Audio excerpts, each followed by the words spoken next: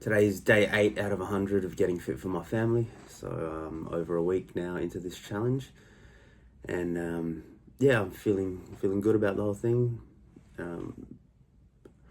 I've dropped 3.1 kilos in the week, so I don't know if that's your noob gains or noob losses in this case, but I'm sure that will plateau at some point over the 100 days.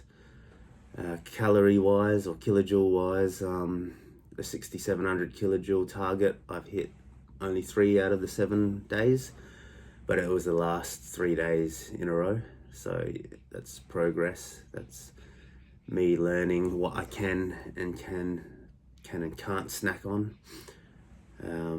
Workouts, I worked out 3 times. There's 2 gym sessions, a leg day and a chest and tries day.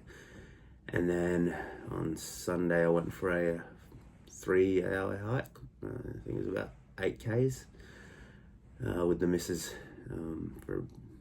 for a date night. We haven't had a date night since March, and that's what we picked because we used to go for a lot of hikes on the weekends before we had kids. So that was a good way to spend the weekend with her. Sleep, averaging 5 hours and 20 minutes over the 7 days. So I'm a bit tired, but I think the what do you call it, adrenaline from doing this challenge and kicking some goals is pushing me through.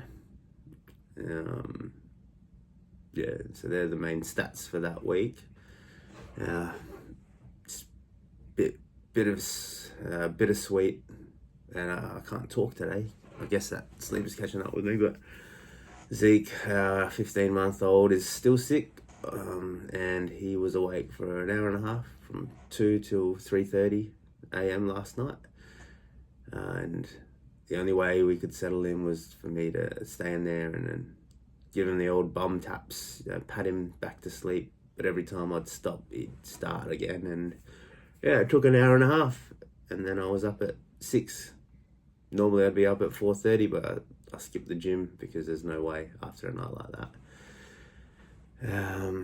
Yeah, it's a bit of a bittersweet week because of him being sick, and also Rocky is developing more into a toddler, 3-year-old now, and he's talking back, he's challenging what we say, he's misbehaving, and I am not reacting positively to it. I'm actually doing, if I'd say, quite a poor job of reacting, and I guess that's just from